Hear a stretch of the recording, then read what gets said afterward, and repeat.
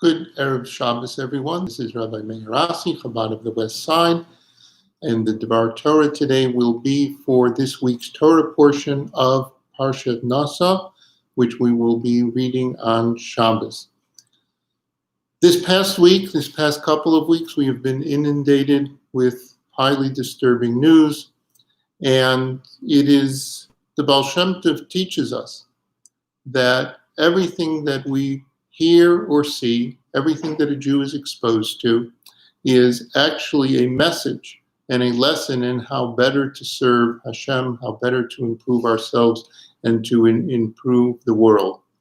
The Baal Shem Tov derives this from a teaching of his that everything that transpires in the world is b'hashgacha pratis, it is by divine providence, and the fact that we have been exposed to these events and that these are events which are so disturbing and disruptive to us is definitely by divine providence, and not just that we should remain disturbed, but that it should be a message and a lesson.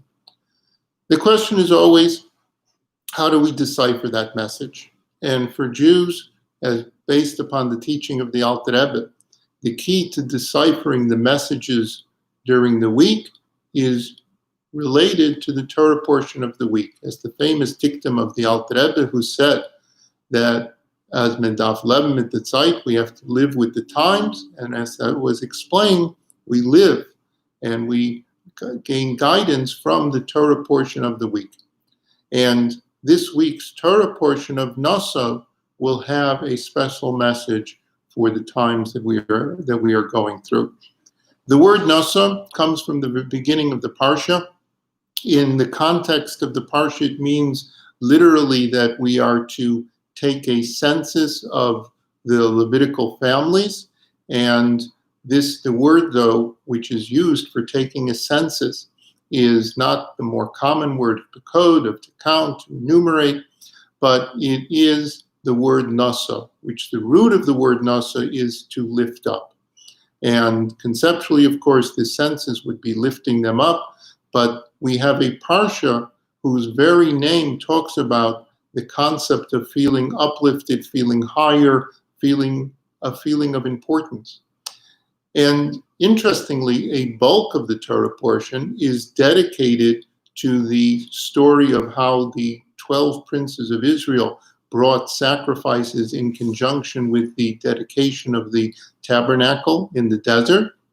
And the Hebrew term for the princes is Nasi, someone who is elevated. So the exact same root of the word, just like the Torah portion is Nasa, much of the Torah portion is dedicated to describing the sacrifices of the Nisi'im, of the Nasi, the princes of Israel, those who have an elevated status. And so, in short, Naso teaches us about this sense of feeling high, of feeling superior, of feeling uplifted, that we are necessary, that we are important, and that a sense of superiority. This as an individual, a sense of superiority, as a group, a sense of superiority. How this has been achieved, tragically, for much of history, people have taken the shortcut to achieving this sense of Nasa, to achieving this sense of superiority. And that shortcut is by seeing others as being inferior. Their superiority is validated, and it becomes meaningful to them by putting others down.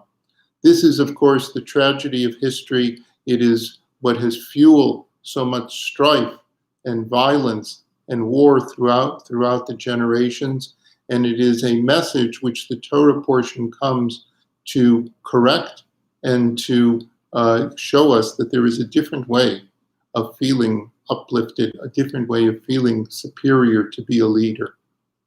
And this is drawn from a Rashi where he discusses about the offerings of the princes, that Rashi takes note that here, when it came to the dedication of the tabernacle that the princes jumped forward to offer the contributions, to offer the gifts of the wagons and their unique and their special sacrifices to dedicate the tabernacle. However, when it came to the actual construction and the contributions which were needed for the construction of the Mishkan, apparently the princes, the Nisim, took a different route. They said, we'll wait until the rest of the people have donated whatever they need to donate and whatever they can donate. And then if there's something unmet, a need which is unmet, we will step in. They did step in with some of the precious stones. This, to a certain extent, on a certain level, was perceived to be an indiscretion on their part, sort of a laziness on their part. Rashi says that they waited for the others to take place, and that's why they wanted to jump and to be first in this, when it came to the dedication ceremony. But interestingly, Moshe was hesitant. Instead of embracing their donation, instead of embracing their sacrifices, Moshe was hesitant. And the Rebbe gives us a deeper insight that the reason why the princes of Israel had initially, by the construction of the Mishkan, held back in their donations was not out of really a sense of lack of concern, but in actuality, it was part of their function. Part of the function of being a prince of Israel is to make sure that those who are under the prince, that they are fulfilling their mission in life, that they feel necessary. That is, the prince is responsible to make sure to uplift those who are under that prince. And it was correct on their part to allow everyone to feel important, to allow everyone to feel necessary, to make their contributions, and that their contributions would be meaningful. And then not to grab for themselves if they would need, they would also be part of that. And that's why Moshe, even here, was hesitant that maybe once again it might be more correct to let the people step forward. And so our Torah portion is giving us a tremendous insight as to what it means to be a Nasi, to one who is uplifted. What does it Nasa? How does one achieve in their own life to be uplifted? It is by lifting up others. There is a story with the Rebbe and Rabbi Weinberg. Rabbi Weinberg was he was a very important member of the Chabad community. He worked for the Chabad Yeshiva. He went around the world representing Chabad, and he also gave a weekly Tanya shir, which the Rebbe edited. And once, after one of his travels, he had a very important note which he needed to bring to the Rebbe. And by the time that he got to 770, the Rebbe's secretary's office was already closed. The Rebbe was still in his office, but the secretary's office had already been closed. And so he was in indecision. He didn't know what to do. This is an important note. The office is closed. And then he decided, well, I'll just take the note and I'll fold it up and I'll slip it under the Rebbe's door. And this way he'll be able to get it. He didn't have the audacity to knock on the door. He would just slip it under the door.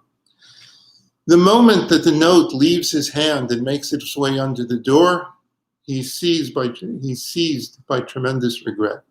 He says to himself, what did I just do? I imposed upon the Rebbe that he would have to bend down and pick up my note. And was it that important to force the Rebbe to bend down? And that's highly inappropriate.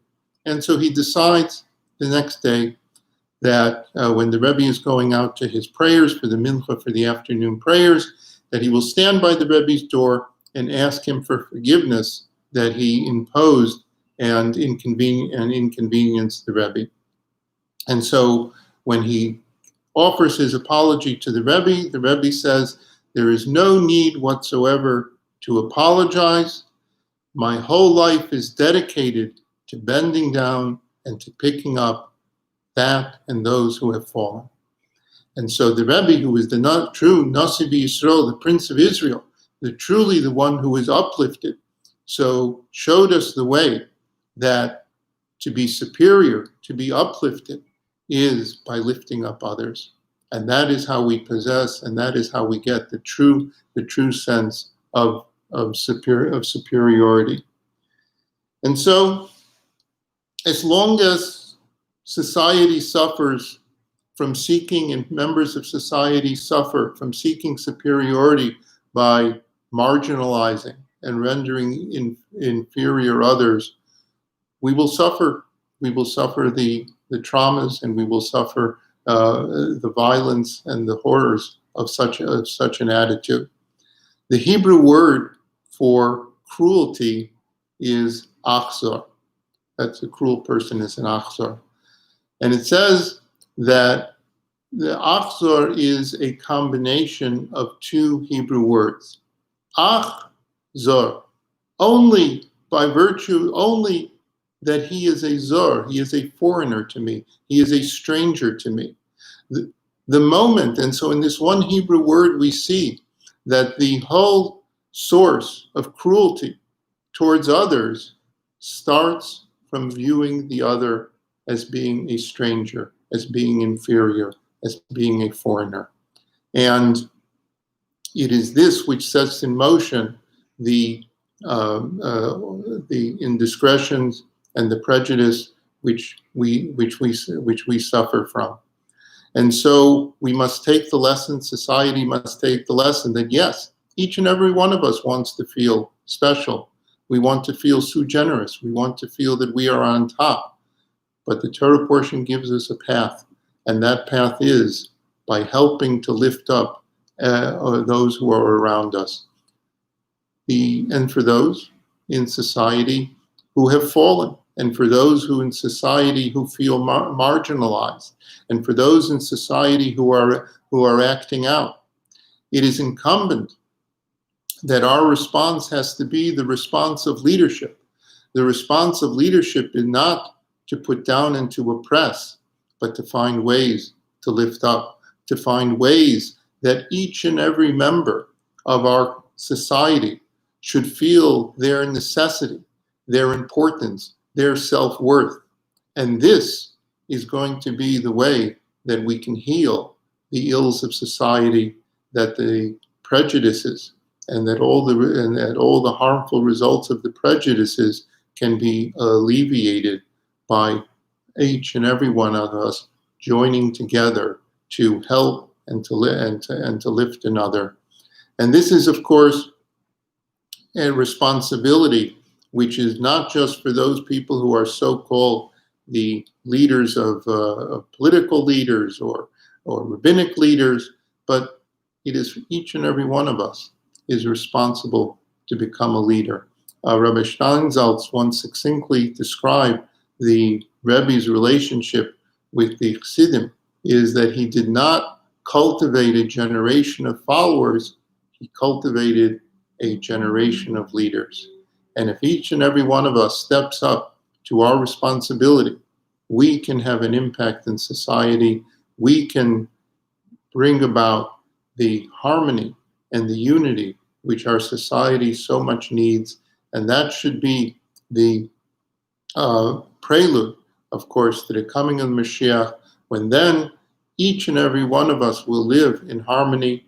There will be no sense of superiority of one from another, because all of us will feel the presence of, that we are in the presence of Hashem, because the world will be filled with the knowledge of Hashem as the sea covers the seabed.